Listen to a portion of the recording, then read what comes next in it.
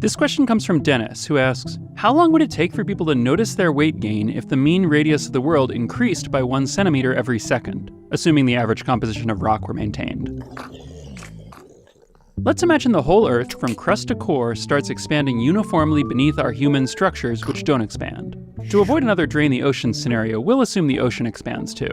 When the Earth started expanding, you'd feel a slight jolt, and then you'd be moving steadily upward at 1 centimeter per second and wouldn't feel any kind of ongoing acceleration. For the rest of the day, you wouldn't notice much of anything. After the first day, the Earth would have expanded by 864 meters. Gravity would take a long time to increase noticeably. If you weighed 70 kilograms when the expansion started, you'd weigh 70.01 at the end of the first day. With the ground expanding beneath them, how fast would our roads and bridges fail? Well, not as quickly as you might think. Here's a puzzle I heard once. Imagine you tied a rope tightly around the Earth so it was hugging the surface all the way around. Now imagine you wanted to raise the rope 1 meter off the ground. How much extra length would you need to add to the rope? Miles? Hundreds of miles?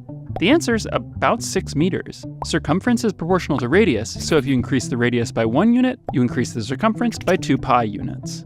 After 1 day, the 40,000 kilometer circumference of the Earth would increase by 2 pi times 864 meters, or 5.4 kilometers, which is about 0.01%. And that'd be handled easily by virtually all structures. Concrete expands and contracts by more than that every day.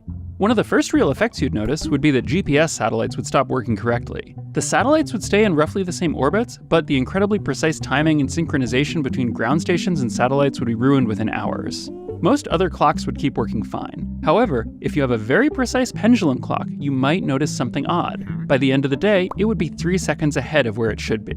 After a month, the Earth would have expanded by 26 kilometers, an increase of 0.4%. Surface gravity would also only have gone up 0.4%, even though the Earth's mass would have increased by 1.2%. Surface gravity is proportional to radius, which is because as the planet grows, it gets more massive, but you also get further away from the middle. You wouldn't notice this difference in weight even using a scale. Human body weights vary by much more than 0.4% over the course of a day, let alone a month, and gravity itself varies by this much between different cities. What you would notice is the expansion. You'd see lots of cracks opening up in long concrete structures and the failure of elevated roads and old bridges. Most buildings would probably be okay, although those anchored firmly into bedrock might start to behave unpredictably.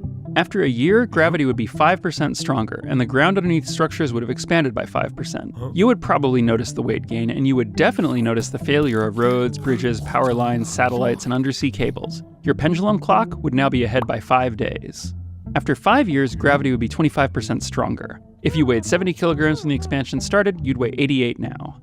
Most of our infrastructure would have collapsed. The cause would be the ground expanding by 25%, not the increased gravity. Surprisingly, most skyscrapers would hold up fine under much higher gravity. The limiting factor isn't weight, but shear forces like wind or the ground expanding. After 10 years, gravity would be 50% stronger. We'll assume the atmosphere is expanding too. Otherwise, there wouldn't be enough to cover the growing Earth, and the air would by now be getting too thin to breathe. With an expanding atmosphere, surface air pressure would rise due to both increased gravity and more air, but we'd be okay for a little while longer. After 40 years, Earth's surface gravity would have tripled. At this point, even the strongest humans would be able to walk only with very great difficulty. Breathing the thick air would be a challenge. Trees would collapse, and crops wouldn't stand up under their own weight. After 100 years, we'd be experiencing over 6 Gs of gravity. Not only would we be unable to move around to find food, but our hearts would be unable to pump blood to our brains. Only small insects and sea animals would be physically able to move around.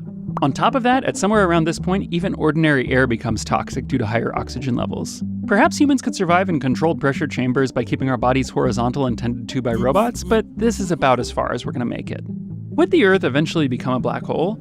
It's hard to answer that because the premise of Dennis's question is that the radius steadily expands while the density stays the same, whereas to make a black hole, the density increases.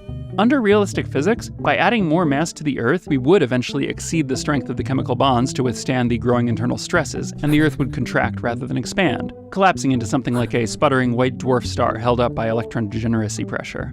Then, after around 1,500 years of expansion, if the Earth's mass kept increasing according to the original premise, after 1,500 years, the Earth would pass the Chandrasekhar limit for white dwarf stars and become a black hole. But before it gets that far, it's a shame humans wouldn't survive 300 years because at this point, something really neat would happen. As the Earth grew, the moon would, like all our satellites, gradually spiral inward. After several centuries, it would be close enough to the swollen Earth that the tidal forces between Earth and the moon would be stronger than the gravitational forces holding the moon together.